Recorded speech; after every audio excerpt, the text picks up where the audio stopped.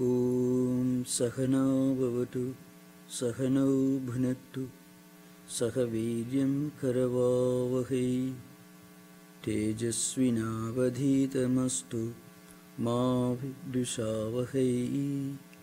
Om Shanti Shanti Shanti Harihi Om. Let there be peace, harmony and joy everywhere. Om, peace, peace, peace.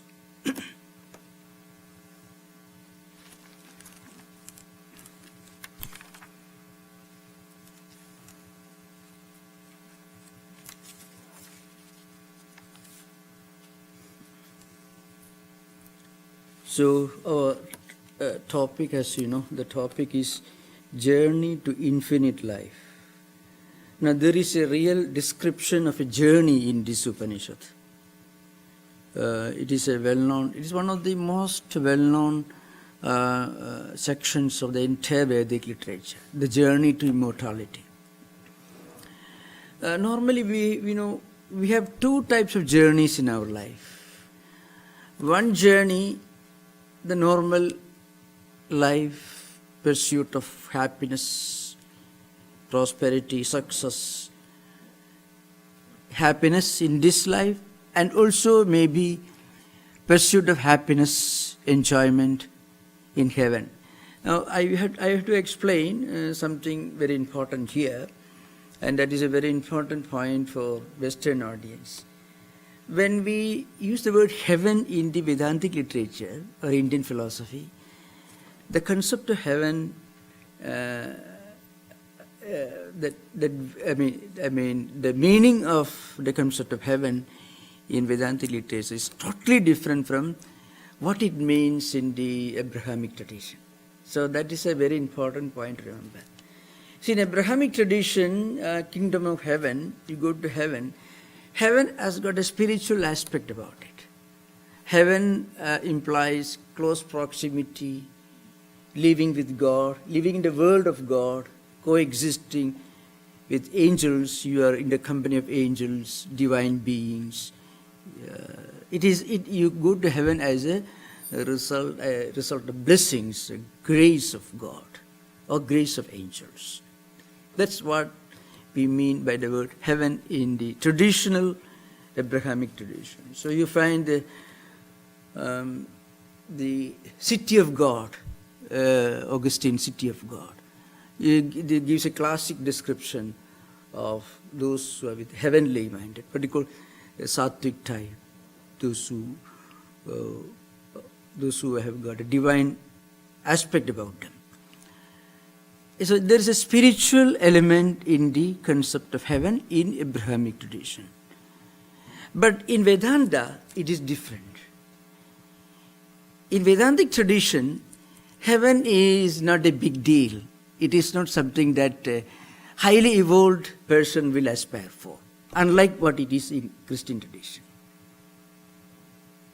So in Christian tradition, you talk about some heavenly subjects, means God, grace and emancipation and things like that. But here, heaven is like staying in a 5-star hotel for a long time without making any payment.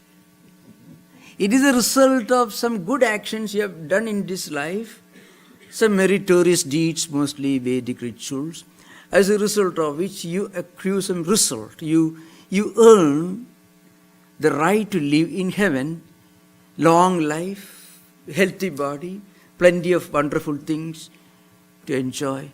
This is the concept of heaven in Indian philosophy in general. There is a school of philosophy called Purva-Mimamsa, which tells you that this is the only goal of human existence, and which is condemned and refuted by Shankaracharya and other great Vedantic scholars who say this kind of heaven is not the highest destination for human beings. So that's a very important point to remember. I think perhaps I should have mentioned this morning itself. Surga is the word used. Which means heaven, you do a lot of good deeds with a definite motive, and purpose, as a result of which you acquire a lot of merits which guarantee long life in heaven. And you'll be born again in this world as ordinary human beings. Reaching heaven doesn't mean any kind of spiritual attainment in the Indian philosophical tradition. That's a very important point, remember. Now, coming to this subject, there are two types of journeys normally. The one journey, a pursuit of happiness, enjoyment, prosperity, wealth, of course following some principles of dharma, rules and regulations. That is called pravritti, the path of action. It is called abhyudaya, going in pursuit of artha and kama, enjoyments and the means for enjoyments without deviating from the path of dharma. So this is called pravritti or abhyudaya, or it is preya in the language of Katha Upanishad. It's called avidya. Avidya doesn't mean ignorance. Avidya actually here means looking upon this as the highest pursuit of human existence. That is called avidya here. I mean ignorance of the higher spiritual values in that sense. This is one kind of human journey. It is not immortality. That journey is to death, to be born again.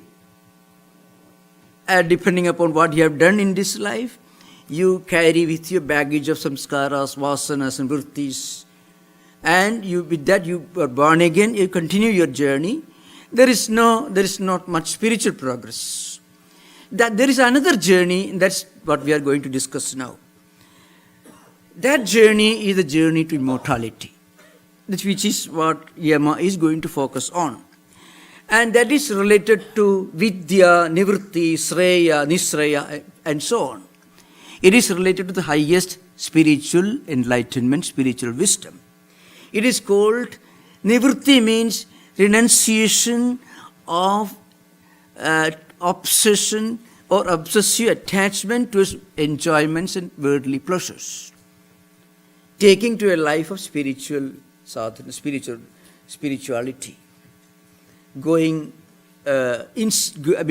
Pursuing the path of immortality. That is the other journey. The second journey is explained in the language of a great imagery in the Katha Upanishad. That's what we are going to discuss now. The verse comes in the third section. Atmanam redhinam vidhi shariram redhamevacha buddhintu sarade vidhi manapragrahamevacha indriyani paranyahu vishayansteshu gocharan atmendriya manoyuktam bhokte tyahur manishinaha. This is the two verses that describe the imagery of a journey on a chariot. Now, what is this? What this means? You are undertaking a journey on a chariot. So Yama, the teacher, he views human personality consisting of body, senses, mind, intellect, and so on, in the light of this evolutionary movement in search of the highest spiritual truth. Now, what are the characters here? First, there should be horses and there should be a chariot. Now, horses are sense organs. Sense organ means karmendriya and jnanendriya both. That means karmendriyas are indriya, senses, sense objects with which we work, we grasp with our hand, we walk with our feet, and so on. And jnanendriyas are the senses of perception. Karmendriyas are senses of action. Jnanendriyas are senses of perception. These 10 indriyas, 10 senses, these constitute the horses. So, eyes with which you see, ears with which you hear, nostrils with which you smell, tongue with which you speak, and of course skin with which you touch things. So all these senses constitute senses of perception and senses of action like hands, feet, and so on. Now the point is, the focus is, the senses should be under the control of the charioteer. The charioteer should not be under the control of the senses. Frequently, the person who undertakes the other journey is controlled by the horses, because his instrument for controlling the horses may not be steady in his hands, and he also may be wavering. So you can imagine this journey. We will discuss this, a very famous, in fact this describes the whole Jainism in the whole theme that we are going to discuss. A journey on a chariot. Chariot is the human body. In this human body, there could be two types of travelers. I mean, those who is actually planning to travel somewhere, from some place to somewhere in this horse. He is the owner of the horse. It could be the journey of a person who may not have a steady charioteer. Charioteer is intellect, and the charioteer may be drunk. In that case, the reins won't be steady in his hands. The horses may not be under his control. The horses may take him in the opposite direction. He may fall over a precipice. So the traveler should, first of all, choose an intelligent charioteer, driver, intellect. And he should be steady. And then the charioteer, the driver, controls the horses with reins in mind. Mind is the instrument with which the intellect controls the senses. Frequently, senses can control mind and intellect and the charioteer also. That's what frequently happens. So, in the Gita, there is a verse, Dhyayado Vishayan Pumsaha Sangas Teshu Vajayade Sangha Sanjayade Kama Kama Krodho Vijayade Krodar Bhavadi Sammoha Sammoha Smriti Vibhrama Smriti Bhramsha Buddhinasho Buddhinasa Pranashiri. It's a very wonderful description of somebody going abnormal. Actually, Buddhinasa means the degeneration of the mind. So when we focus intensely all the time on sense objects, then what happens? Not because we are interested, but also because that's the only thing available, that's the only thing with which we connect, so we become attached to it. So that's a very important point to remember. We may get attached, trapped to something, not only because we are too much interested in it, but also that's the only thing available in front of us. As what is happening, in technology, it's very often media presenting only unpleasant, undesirable news items. So without anything meritorious, anything that is desirable. So mind gets attached to that. Not because mind is necessarily interested, that could be one reason, of course, but because that's the only thing available around you, so you get trapped into it. This happens to the children and student community especially. And as a result of it, people develop a desire for those things. They aspire for them. They don't always succeed. When they don't succeed, they become angry. They become discontented. Then they lose their sense of balance and they degenerate. Buddhinasa pranashyati. So this is a description in the Bhagavad Gita, 2nd chapter, Siddha Prajna Lakshana, a famous verse. Now, this is what happens when the horses control the chariot and the charioteer. When the driver of the chariot is not able to control the horses with the reins. So the reins, like the mind. Your mind should be steady. So if mind is steady, then mind can dictate terms to the senses. And then the senses can be diverted towards healthy channels. One important point is, if you do not give proper diversion to the senses will go after their own goals. The senses can, the horses can make the journey their journey instead of the charioteer's journey or the journey of the person who is traveling in it. In that case, one may not reach the destination or reach the opposite destination. So the one important point is that the senses should be completely under the control of these reins, and reins should be steadily controlled by the charioteer. The reins of mind. So that means the whole journey, whether it's going to succeed or not, depends upon the ability of the charioteer to control the horses with his reins. So that's an important point.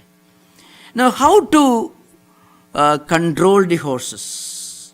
And the horses have to follow a path, a road. That is a road, the path, the road of sense objects. Sense objects are brought to the mind by the senses. So eyes bring visuals and ears bring audio impressions. So also all the five senses of perception can bring their own respective impressions to the mind. So mind could get polluted eating dirty food all the time, because what the senses bring is compared to food by one of the great commentator Shankaracharya. According to Shankaracharya, senses are like food. So when you see an undesirable object, you see the object not only when your eyes are open, you see the object also when your eyes are closed, in the form of impressions or memories or dreams. So these are all the same. According to Vedanta, memories, impressions and dreams belong to the same level. So when you see an elephant with open eyes, and then when you close, you continue seeing the elephant with closed eyes in the form of memory or impression. So one can see without the eyes opened.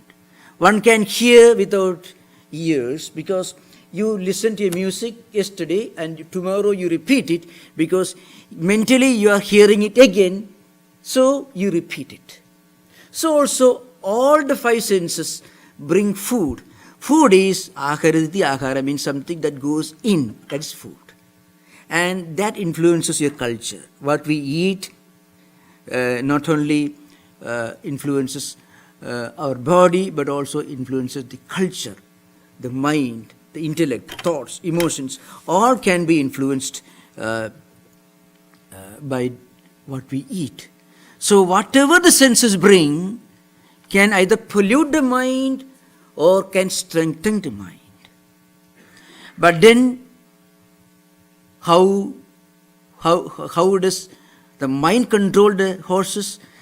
Mind itself cannot control the senses. The reins cannot themselves control the horses. The reins should be steadily held by a charioteer, the intellect. So the intellect should be steady. Then the reins will be steady in the driver's hands, the charioteer's hands. And then you know what happens? The horses will listen to the dictates of the reins and thereby obey the dictates of the intellect. So then another point, the intellect also may not be always steady. If you analyze these different parts of the human system, for example, our our senses, as we know, they always change. They always move, they are wavering. Mind not always steady. Intellect may not be always steady.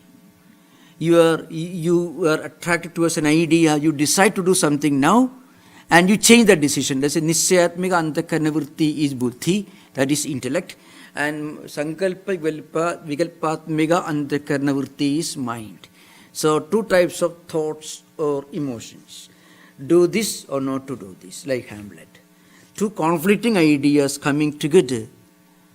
That is what is called mind. Sankalpa and Vikalpa. One thought and its contrary thought.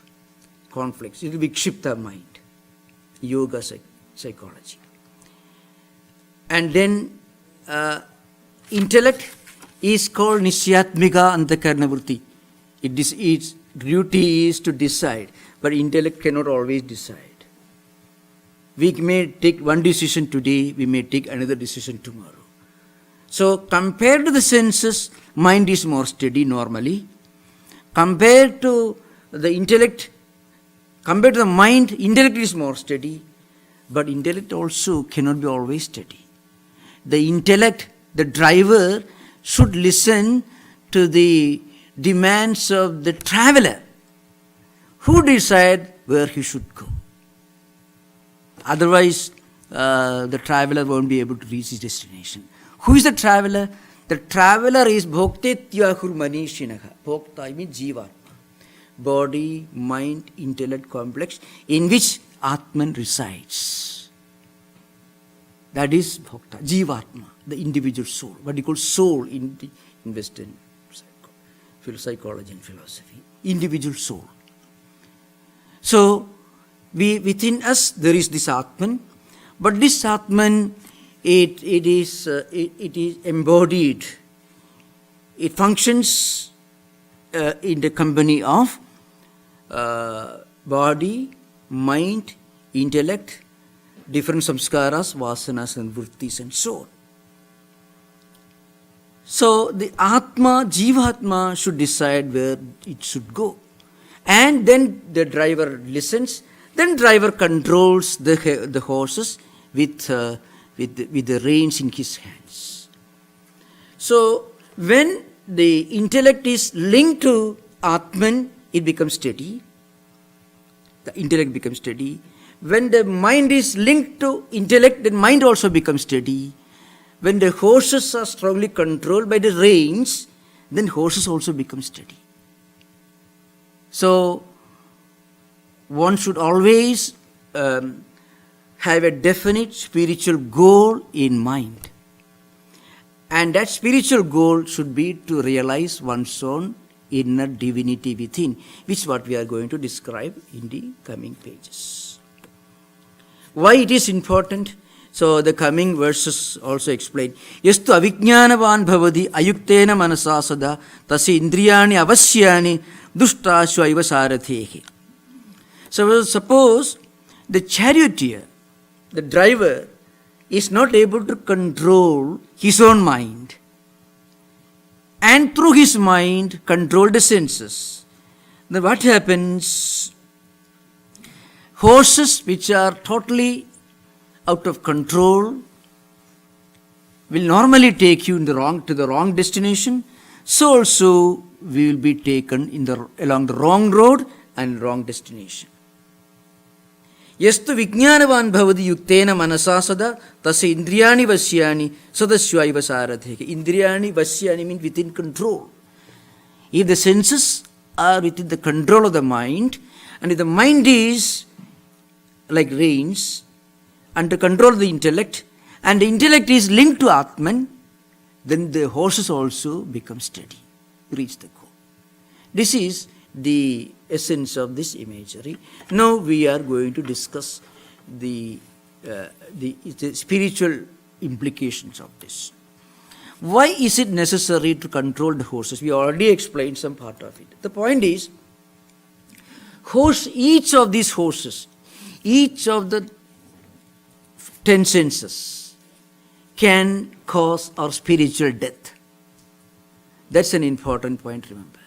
Each of these 10 senses, you walk the wrong road, you do the wrong thing, you see the wrong object, hear the wrong word. All these can cause spiritual death, which means each of these can bring wrong impressions into the mental system. And these impressions will remain accumulated in the mental system. And they later on decide how we live, what we do with our mind and senses. That's why there is a famous verse in one of the Sanskrit texts which describes this particular aspect, the importance of controlling the senses and keeping the senses under the control of the mind, and how the mind should be linked to the intellect, and why it is important that intellect should not be left on itself, it should be linked to Atman. So Atman is like a pillar, iron pillar, or an anchor, to which all this should be tied. Then they remain steady. Shabdadibi panjabhireva panja panjattu mapusa gunena baddhaha guranga madanga padanga meenaha bhringa nara panjabhiranchidakim. It comes in one of the verse in Viveka Chudamani's Prakarana Grantha, one of the foundational texts of Vedanta. It also is an imagery.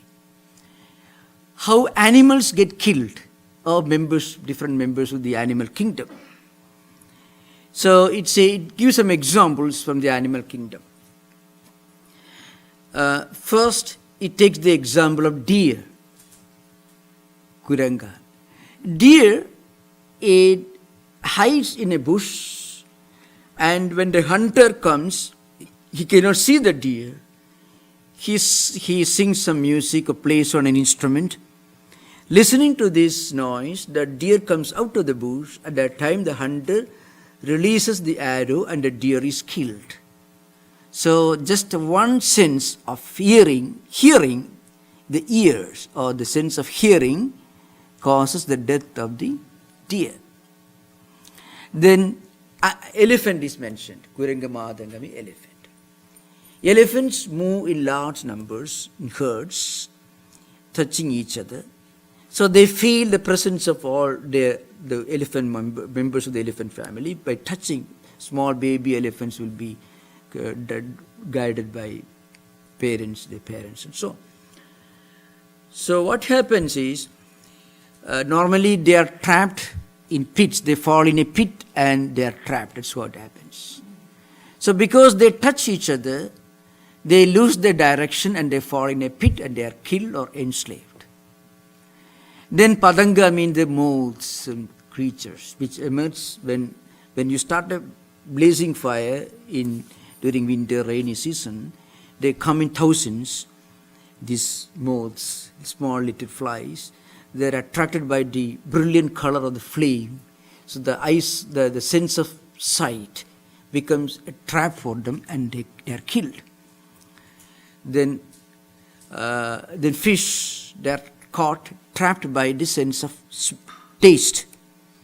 And then there are some other small little creatures which fly from flowers to flowers in gardens, and they are also killed by other small little animals because they are trapped by the sense of smell. So each of these senses can be a trapdoor for them to death. They are killed.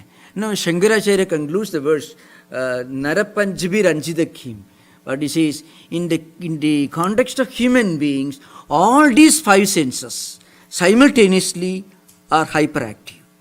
Mind is being driven to all these sense objects. You can, if you read, from a Vedantic perspective, if you read the newspaper headlines, how people get attracted or misguided by seeing wrong things in the electronic media or social media, you can imagine what dangerous results can come if our senses are not properly under control. But senses can be controlled only by steady mind. Mind cannot control itself.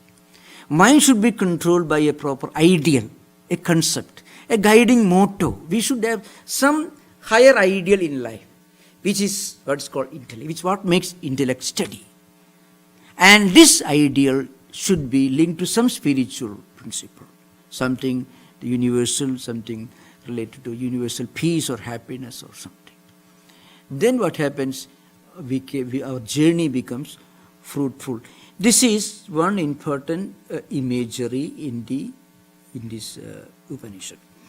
Now, one other important point is, in the same Upanishad, there is a beautiful description of this Atman, which I already mentioned this morning, but we will describe much more elaborately in the coming verses. Okay.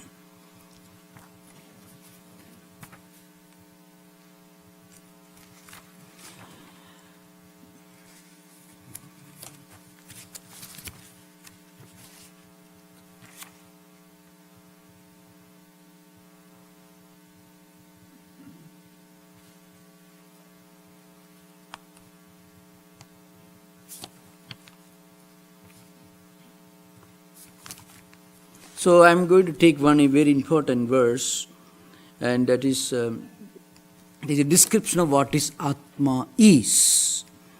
That's a very famous verse. I already referred to this earlier. Anoraniyan makhato mahiyan atma sijantoho nikhitam kuhayam tamakradu pasyadi vitashokaha dhadu prasadat mahimanam atmanaha. This is the description of the absolute reality as the immanent divine principle present in all of us. The next verse also describes Asino duram vrajadi shayano yadi sarvataha kastum madamadam devam madanyo jnadum arhadi. These are two important verses. The first verse tells us this. This Atman, it is present as the immanent divine spark, divine principle in all of us. It is also present in an amoeba and also a Buddha. There is a famous quotation from Vivekananda in this context. It's a very famous quotation. The difference between an amoeba and a Buddha is not one of kind, is one of degrees, but not of kind. One may be puzzled on the face of it. The difference between an amoeba and a Buddha. Buddha could be a generic term for any spiritually enlightened person. Buddha in Sanskrit means the enlightened one. So what's the difference between an amoeba and a Buddha?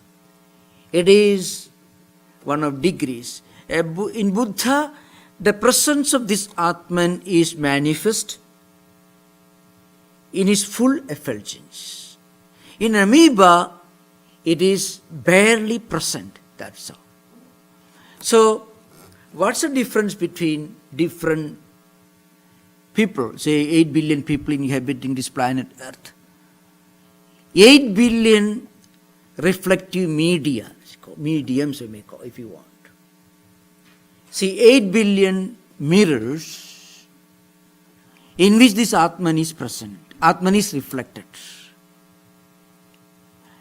Now, the reflection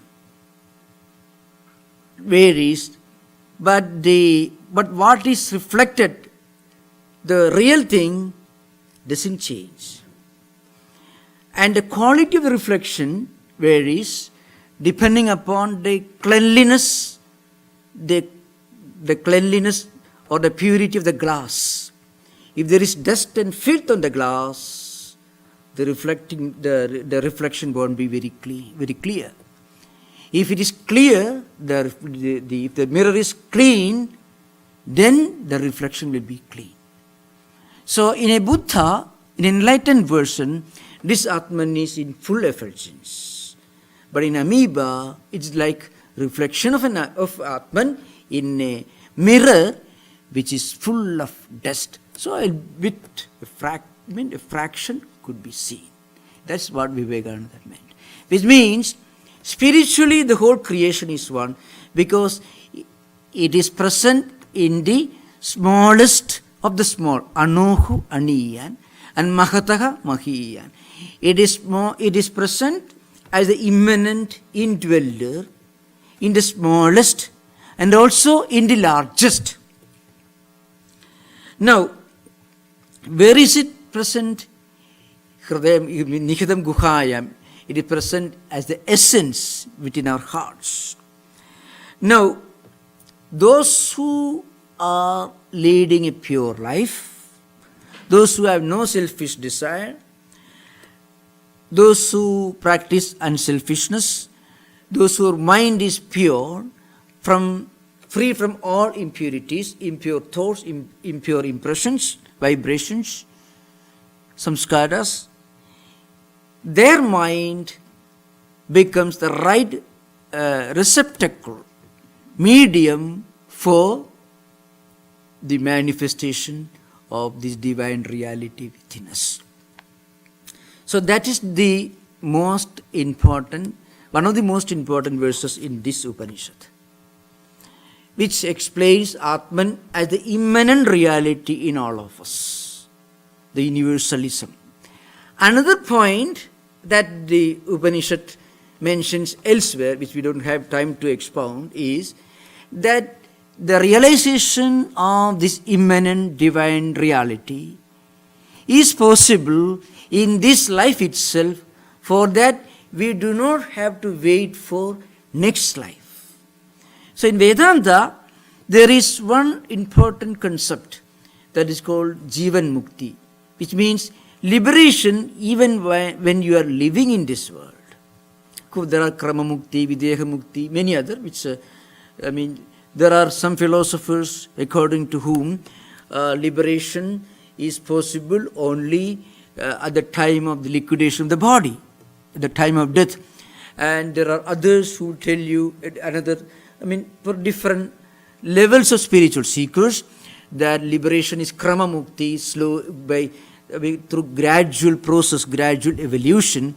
Anyway, but the unique contribution of Shankaracharya is that it is possible for one to attain the highest spiritual liberation even when you are living in this world.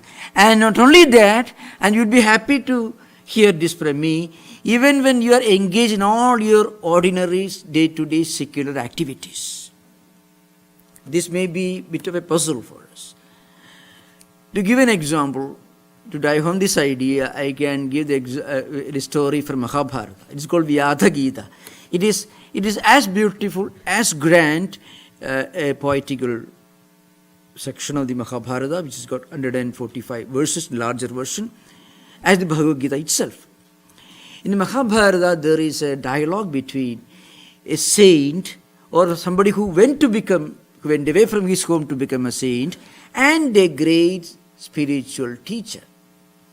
And this spiritual teacher was, by profession, a butcher, selling fish, cutting meat, selling fish in a market.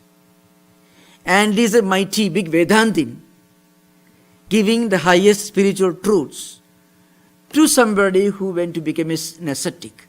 It doesn't mean that every butcher is a saint or a philosopher. It's not means. But the idea is this. This butcher, he left his home when he was small, spent decades in a forest, practiced meditation, then became a great saint.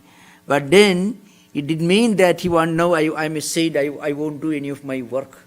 He didn't do that. He continued doing the work, which was the only work which he knew, because his father taught him that work. Maybe in those days, many of these jobs were transmitted generation to generation. India did not have this high dignity of labor.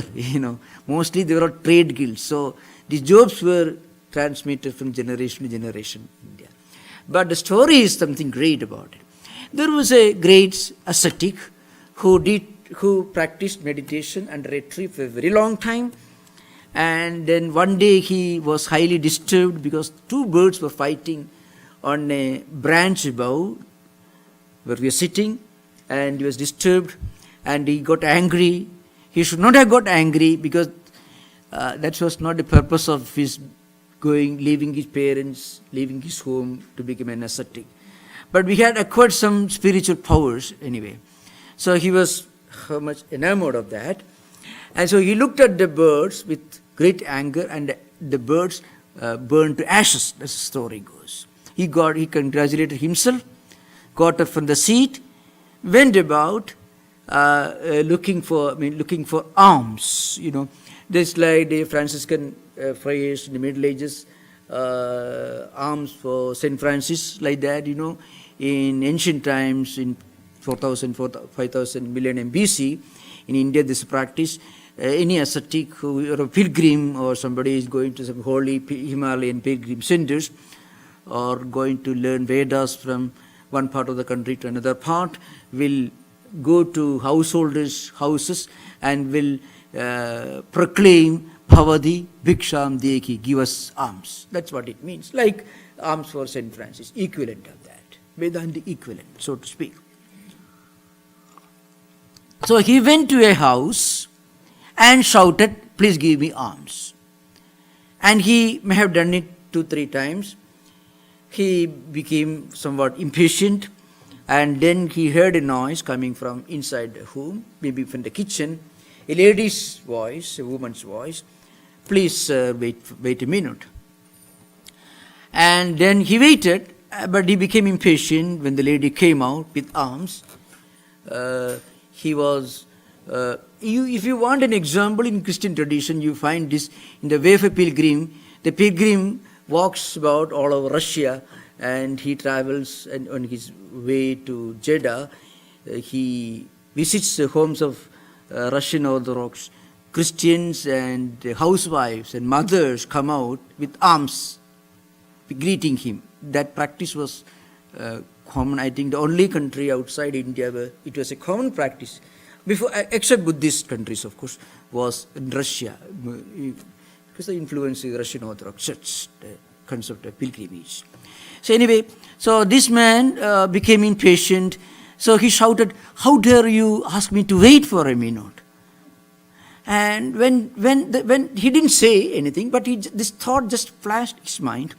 At that moment, the lady responded, please sir, don't get angry. There are no birds here for you to burn to ashes. Now, he had walked several miles to reach that home. He didn't know how this lady came to know of this incident. Then he became humble. That's the greatness of the man. Because he had practiced meditation and prayer for a long time, he had a spiritual sensitivity to understand his mistake. And he repented. And he asked her, who is your teacher? I'm sorry, I got angry. Who is your teacher? So that's the difference between those who do some spiritual practice and those who don't do anything. One may practice some spiritual disciplines, though it may not be enough to take you to your highest goal. Still, it develops in you a kind of sensitivity, a spiritual sensitivity, which helps you to turn the flashlight into your own heart, revealing the dark corners. And so this man had practiced enough meditation so he could understand that he made a mistake by getting angry with this lady. And he repented. Then he asked her, who is your teacher? And she said, my teacher is somewhere a few 10 miles away from here in a marketplace. And we may have thought that maybe he may be a saint sitting on meditation with a long beard, with disheveled hair, sitting under a tree in a marketplace. That's what he perhaps thought. And he went there directly, following her instructions, and he reached there, and he found a muscular-looking meat seller cutting meat, and a long line of customers standing in front of him. So he was shocked. And the moment he appeared in front of the meat seller, his name was Vyatha. So the whole dialogue is called Vyatha Gita. Vyatha is the name of the teacher. Gita means a philosophical spiritual song sung by, that's what it means, Gita. The Bhagavad Gita means the song sung by the Lord. So like that, Vyatha also gave these long instructions. So he gives him a long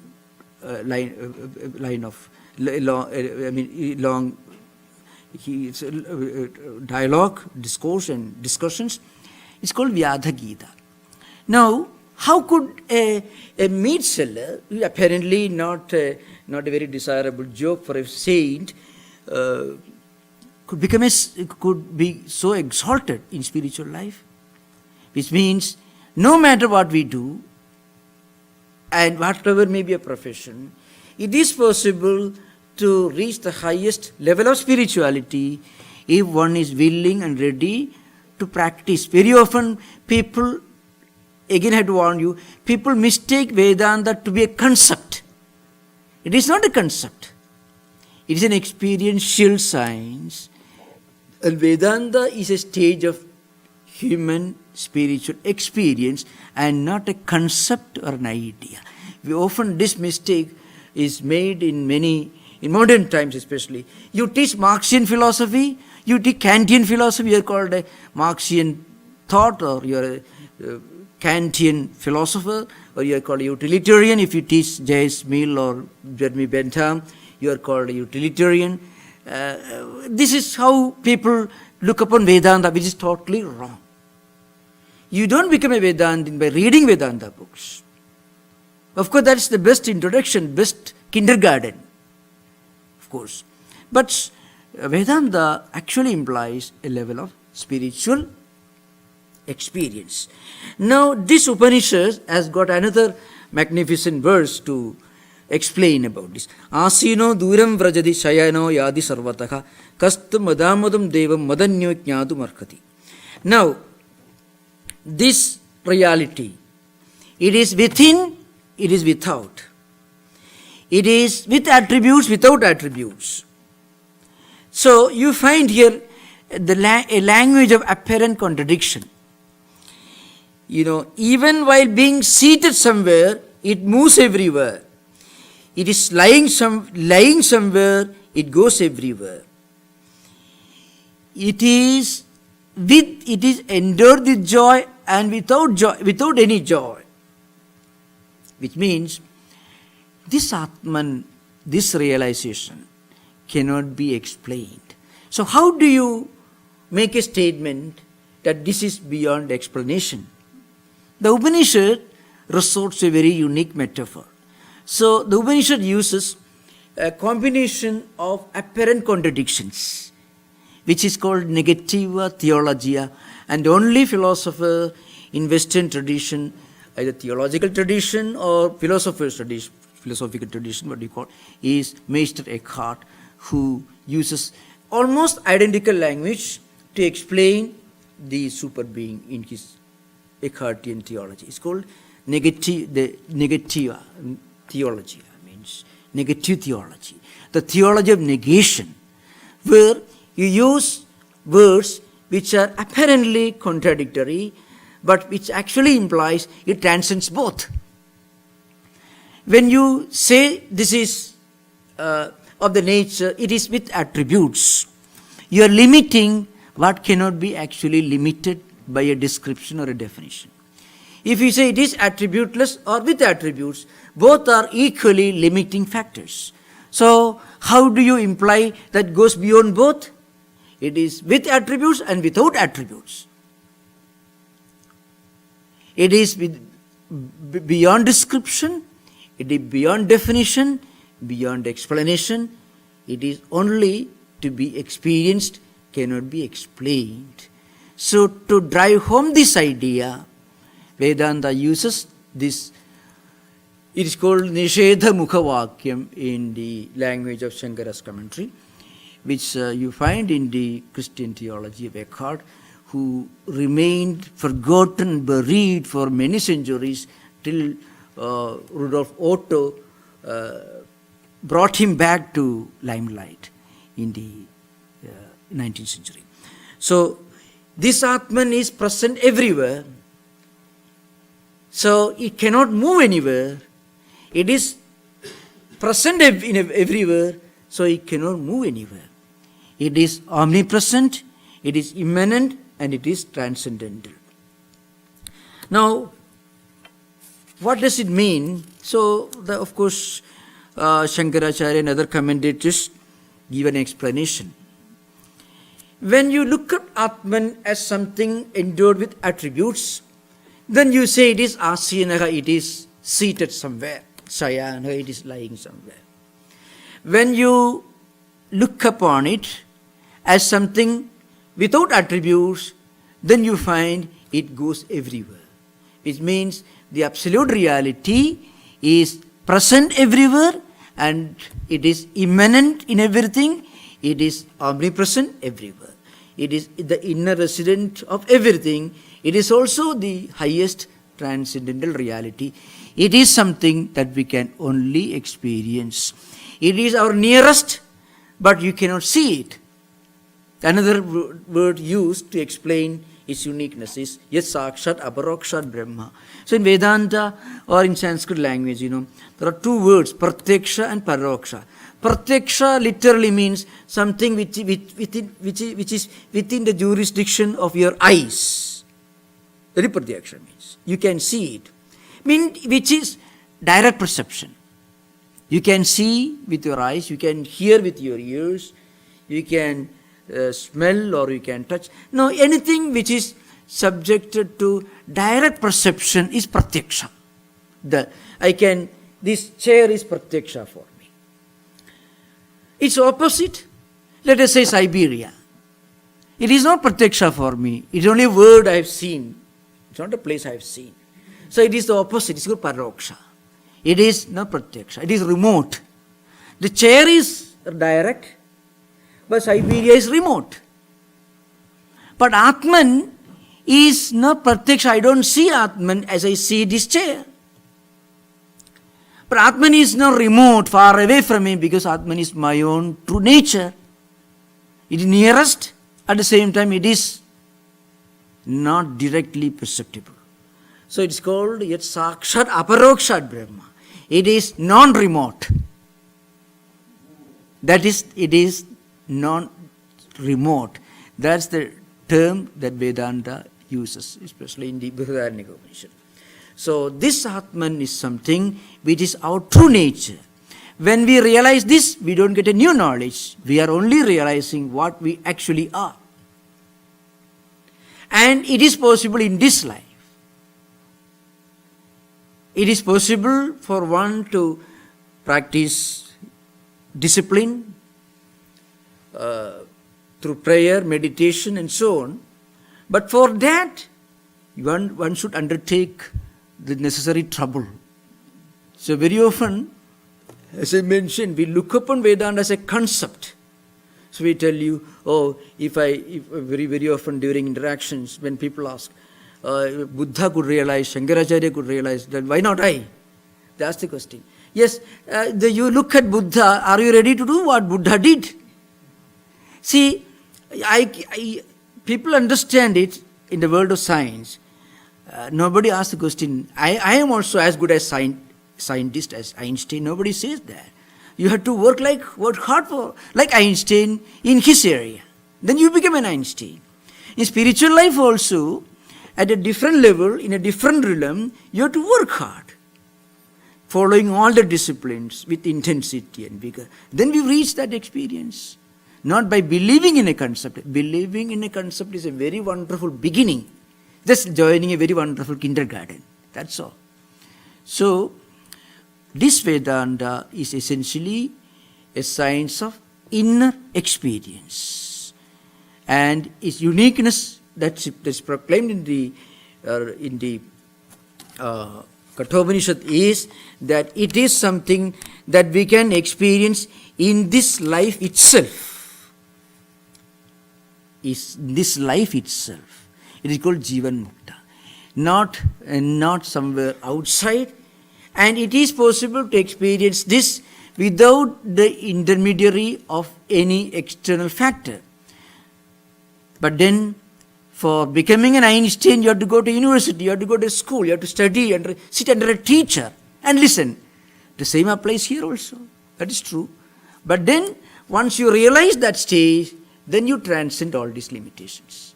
So now we will have interaction for half an hour. And please remember, we will continue, we will have the same session tomorrow also, 10 to 11:30 a.m. So the discussion will continue. Now we can have interaction. Okay, thank you.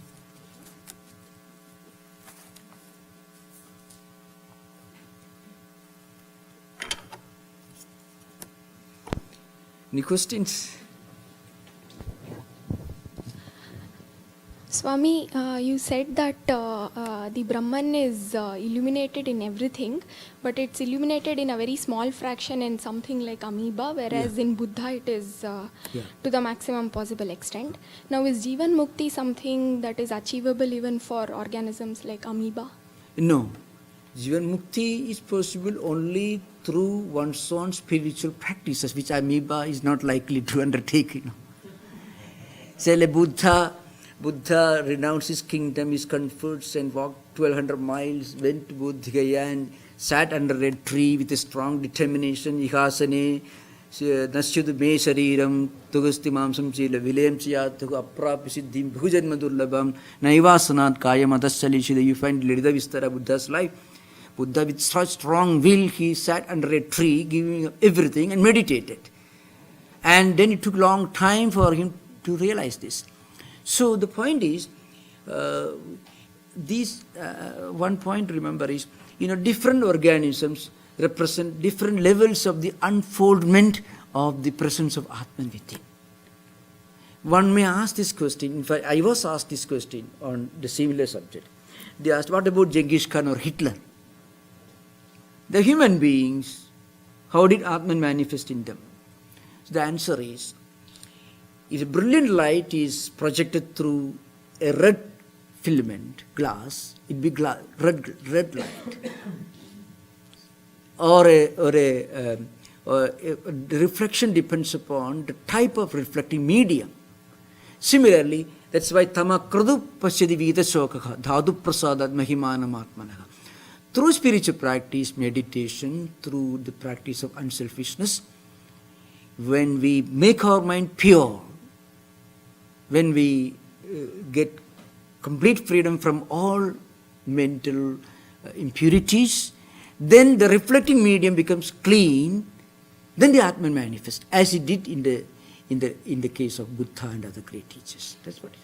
Then one small follow-up is, if what you said is what happens, then the Atman of the amoeba also originated from the original Brahman, right? Yeah. So then how come it became impure and... Yeah. That's true. The amoeba is its reflecting medium is very primitive. The question is how it became impure.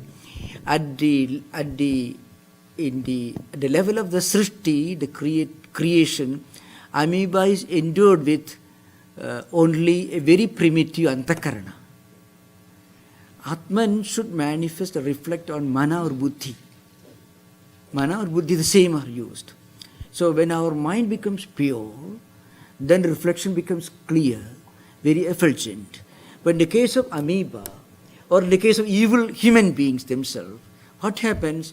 The reflecting medium is highly corrupted. So the reflection will be primitive.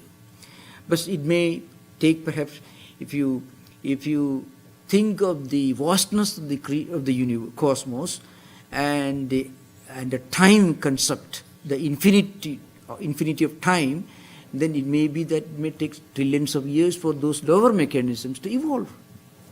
Okay. That's gradual unfoldment of purity of the reflecting medium. That's all. Thank you, Swami. Yeah. Once you're born as a human, you come back again as amoeba. Is there a possibility? Because you when were an not amoeba dies, it can come back as an amoeba. No, a human. You were a human this birth, Okay. but your duties are not good. And you go back again. And I tell you, the dynamics of reincarnation in Vedanta, I shall explain. See what it means. When our good actions, meritorious deeds, are more than the opposite, what we call punya karmas, are more, they outweigh the papa karmas, then if we have done more meritorious deeds, then we will have an ascent in the evolution. Yeah. When, on the other hand, when the opposite of meritorious deeds outweigh the meritorious deeds, then there will be a descent in the evolution. That's what happens. So let us say people who take a natural interest in higher ideas. Not only higher ideas, even in art, music and literature, higher specialized skills, extremely specialized, focused, concentrated skills wherever you find. It only shows by the force of logic, that person must have already had some acquaintance with that skill somewhere. Now, you may explain it in terms of this life through ordinary psychological regression or hypnotism or psychoanalysis. But if you extend the realm beyond that, then it comes from another life. If you cannot explain in terms of experience in this life, it comes from another life. So otherwise, we won't have the aptitude to feel at home with those ideas. That's the idea. And on that one, where does the grace of God fit in? Yeah, that's an important question. Grace of God, you can give. Grace of God has got a very important place. Suppose, now, Vedanta tells you that present life is, in a way, is a gradual unfoldment of your karmas in previous life. One part of the karmas, called prarabdha karmas, are responsible for your present embodiment, for all the experiences you undergo. Now, if a person, if any individual practices any kind of spiritual discipline, it may be reading scriptures, prayers, meditation, or helping others. That is also spiritual practice. Through that, what happens, you get an ascent, an elevation in this spiritual evolution. So, when God's grace comes, you get an opportunity to evolve like this. If by the force of your prarabdha karmas coming from previous life, suppose you are destined to suffer a terrible tragedy, if you pray to God, by the grace of God, that tragedy will become a very, very simple, negligible event. If a person is destined to be bitten by a cobra, he will be bitten by a water snake or by an insect or ant. That's what Holy Mother Sri Sharada Devi mentions that. So, intense prayer, meditation, spiritual practice, and also good karmas, helping others, unselfishness, love, compassion, so on to other people. That will help us to avoid many of these unavoidable tragedies, or the intensity will be reduced. That's one thing. Second point is, he answered this question. Prarabdha karma is compared to an arrow shot by an archer. The arrow has left the bow. The archer cannot withdraw it. But suppose a strong wind blows at that time. The arrow need not necessarily reach the destination, hit the target. The arrow has to extinguish its velocity. It is wrong to say the arrow should hit the target. No. The arrow, its flight will be stopped when it loses its velocity. And that could happen when this strong wind blows. God's grace is like a strong wind that blows and deflects the arrow from hitting the target. So if a person is a spiritual seeker, is destined to suffer some difficulties or tragedies, it can be averted, or its intensity can be reduced to something very negligible through spiritual practice. That's the idea. So God's grace is important, but it is also important that we should work hard to become grace-worthy. Otherwise, God's grace will not operate and will be of no use to us. So, human effort and God's grace have an equal place in spiritual life. Without our effort, we won't become grace-worthy. We won't be able to make proper use of God's grace, even if it comes. Okay, thank you.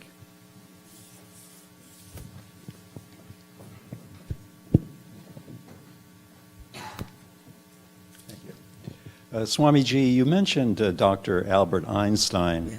He was asked about his theories and relativity and so on and so forth. And he was given the compliment of such brightness in his intellect, but he said it wasn't my intellect, it was my intuition. So within Vedantic experience, what intuition or how is it manifested itself? Because we spoke of the senses. Now, is there a super sense or an independent sense, a spiritual sense, an intuitive sense? Yeah. Okay, thank you.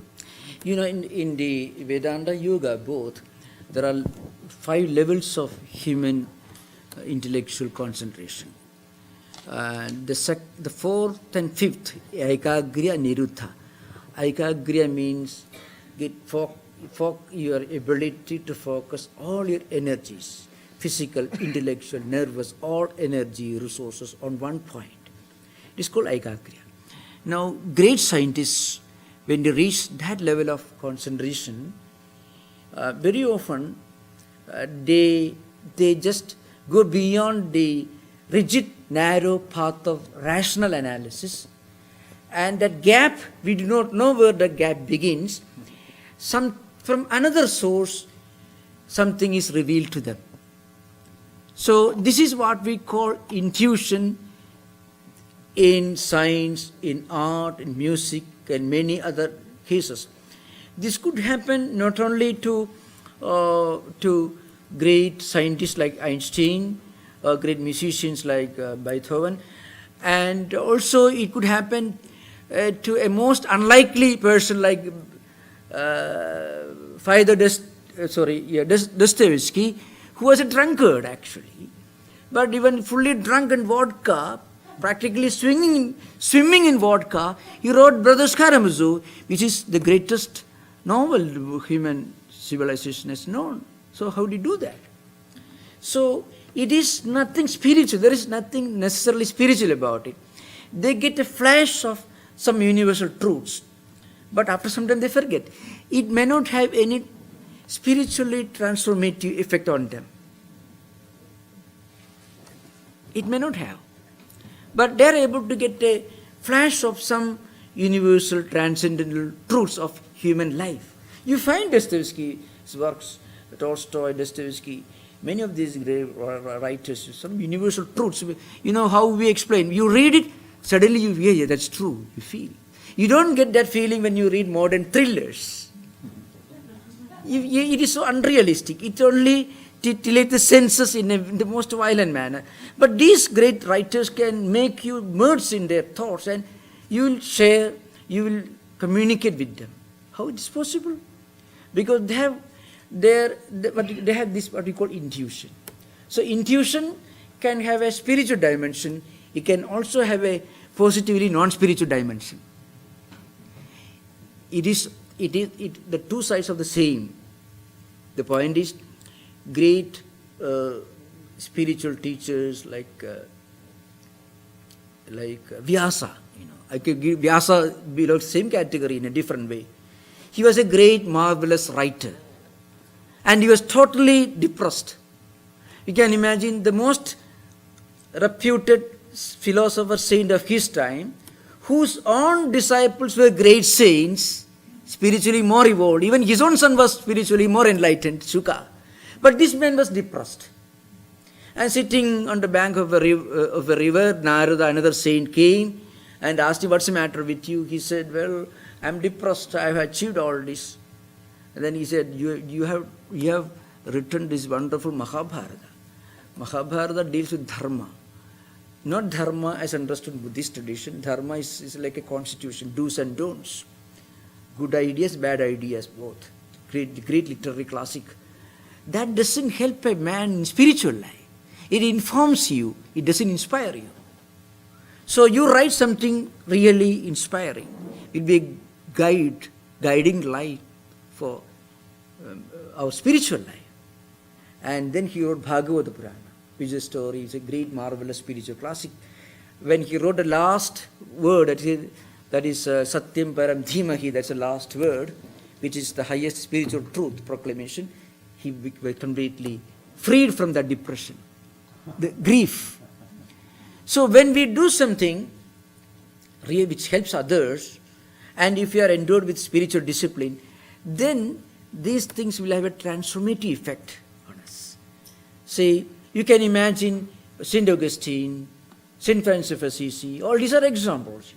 Augustine was, his mother was very much worried, and he heard this, there's a transformation, he became a great saint. St. Francis of Assisi was a soldier. So they had, their mind was attuned somewhere or other to something higher. So there was a transformative effect on them. But those who have not practiced any discipline, spiritual discipline, may have a flash of these universal truths, which you find in many classical writings. But this experience may not have a transformative effect on their life. That's the idea. Namaste, Swamiji. So, can you elaborate on how to connect the intellect with the Atman? Yeah. How to go about that? And along the way, you talked about Vyasa and Vyadha. Vyadha, both of them. But they had their own purpose in life. One wrote the Bhagavad Gita and another was a butcher. Yeah. So, can you elaborate on how to connect the intellect to the Atman and also what is our purpose in life? One way is, to begin with, our intellect is normally busy with so many diverse ideas, diverse sources of information, knowledge, and so there is a lot of diversity of ideas and emotions and samskaras that intellect brings to your system. So that's the big problem. So what we can do to begin with, we must focus more and more on connecting the intellect with ideas which are spiritually enriching in nature. There are many ideas that intellect may bring in which could be poisonous to our mind, which may not be helpful, not healthy. And there are many ideas which could be spiritually enriching. So to begin with, we cannot shut down one part of the intellect. Tomorrow onwards I shall read only. It's not always possible, because the mind, the accumulated tendencies and impressions will drag your intellect in another direction. We often listen to the dictates of the mind, not of intellect. With the intellect we take a decision, but with mind only we act. Mind should give green signal to the senses. Then only the senses will act. Intellect is somewhat remote. But the point is, intellect can directly control the mind at a higher level, not allow, begin with. So at the beginning, what we can do, what a person should do is, along with other engagements, intellect should be given some engagements which may bring spiritual food to the mental system. Every idea is like food, good or bad, poisonous food or healthy food. So spiritual ideas, even philosophical ideas, give your intellect a grand idea, some creative work, which may not be always spiritually, which connected to spirituality, but then which may not be harmful to spiritual life. That's one way. In a way, intellect also should be given some engagement, some creative diversion. That's the beginning of connecting intellect to Atman. Otherwise it is not possible. So bring more and more spiritual food into the system, and proportionately you find mind begins to cooperate. Mind refuses to cooperate. That's why we feel conflict. Conflicts do not arise at the intellectual level. Conflicts arise at the mental level. What we call intellectual conflicts are really conflicts of the mind. And when we talk about mental conflicts, we are talking about two types of impressions, vasanas and samskaras that we have accumulated in the system, good and bad. They clash, which we call conflict. So in this conflict, good samskaras, good vasanas should succeed, should win the war. So how do you make it richer, stronger and healthier? By bringing more food. So reading good books, discussing good ideas, and as far as possible associating with people whose company, whose association will bring in good spiritual food to your intellect. All these are various means to that. Yeah. Oh, well, what's the purpose of spirituality? Well, yeah, I mentioned this morning, priority. Priorities, yeah. Yeah, see, everyone has his own or her own priority. Very often, this priority is dictated by the mind. So, if somebody asks the question, why should there be a God? Why should I worry about God? You should not ask such a person to go to a temple and pray. It would be a crime to ask him to do that. But if he has understood, you won't ask his question. So, what you should do? Well, you should lead your normal life, you work, and if maybe eventually in course of time you will feel a need for looking for something else other than what is normally available. At that moment only one can think of these higher things. So I can give you, Bertrand Russell was an agnostic. He has not included many of the Christian theologians who are spiritual teachers among philosophers. We'll dismiss them all as theologians, which is some lower category. Actually, they were greater philosophers than Hume, Locke, and all these people. Leibniz, Nietzsche, and all that. But still, so very often, people who are intellectually endowed do not consider anything spiritual as worthy of even referring to or even speculation. There's nothing wrong in it. Everyone, you don't scold a kindergarten boy, why don't you go to Harvard? He would go to Harvard for 30 years. Not now, let him study there. You don't make fun of him for not going to Oxford. He will go maybe after 30 years. That's all. Yeah. Certain behaviors we more or less agree strike us as, or we perceive as, evil. Is this just a relative thing, according to Vedanta? Is it Maya? Yeah. Or does it have any true reality? Yeah. Vedanta, he approaches the problem of evil from a different perspective. You see, the Western concept of evil is influenced by the Judeo-Christian theology of a rival to God is almost as strong and as persistent who is sitting there somewhere to drag the souls in his direction. So he's almost a rival to God, almost a parallel entity. So it's a dualistic system. But I'm talking about Advaita Vedanta, non-dualistic philosophy. In non-dualistic philosophy, the same problem is approached from a different perspective, a theory of error. Not theory of evil, but theory of error. Which means you commit a sin, or what normally people call a sin, not because of evil, but because of your ignorance.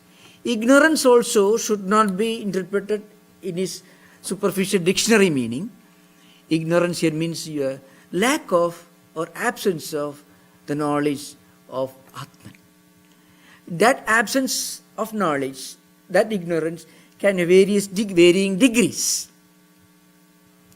There are different levels of the presence of this ignorance. So one commits a wrong thing because of ignorance, error. So theory is called theory of error. That's because Vedanta doesn't posit a parallel entity to Atman, God. It's a non-dual. It is called ekam advitiyam, one without a second. So in popular Hindu mythology and in all non-Advaitic systems, there is, of course, this sort of parallel entity, as in monotheistic Brahmanic traditions. But in Advaita Vedanta of Shankaracharya, one makes a mistake, one becomes evil due to ignorance. So there are demoniacal characters, evil characters all over Hindu mythologies, terrible fellows. They were all villains, So they were evil as we understand them, but they were evil because they had not knowledge, the realization of the highest truth.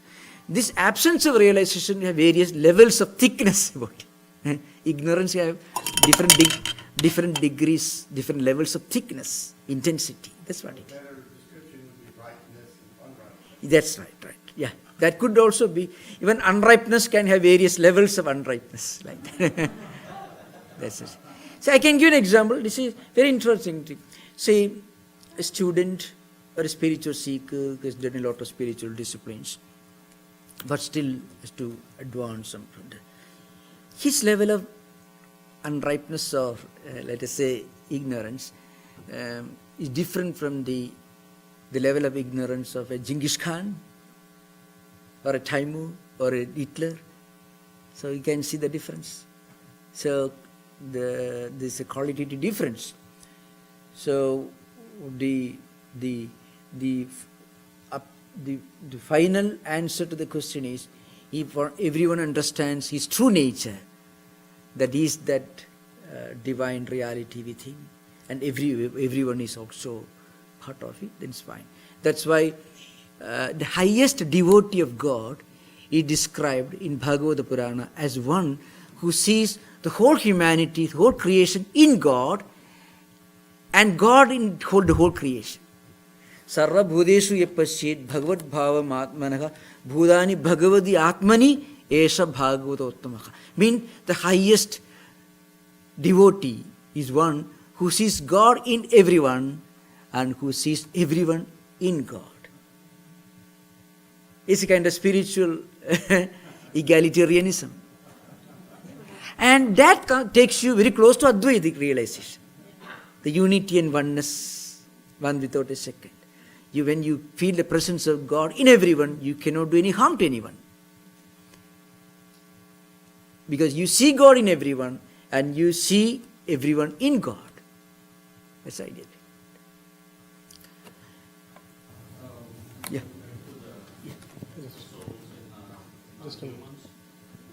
Life forms.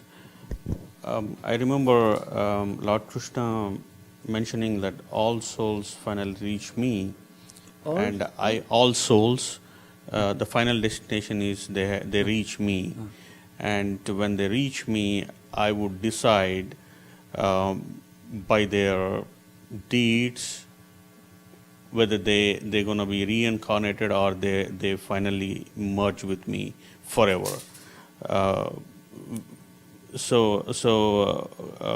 For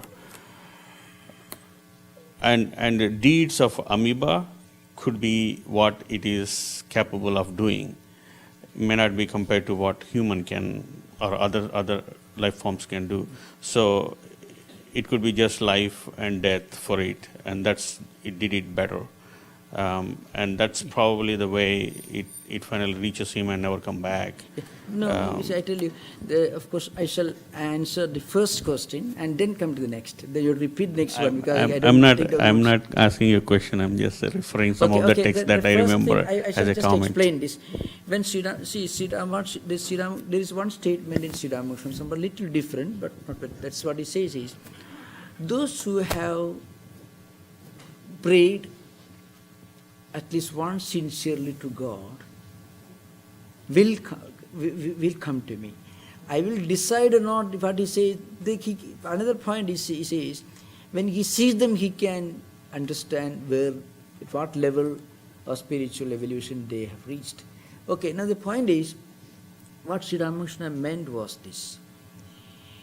Any spiritual seeker, anyone, no matter what religion, what nation, what culture, even those who have not believed in God even, those in the past, anywhere they have practiced great spiritual disciplines, who prayed to God, they will find in Sri Ramakrishna something which is sustaining, agreeable. That's why you find among Sri Ramakrishna's visitors, Dakshineswar, they were non-believers, agnostics, rationalists, and people who didn't care for spirituality, but they found in Sri Ramakrishna something that was sublime, that was spiritually sublime.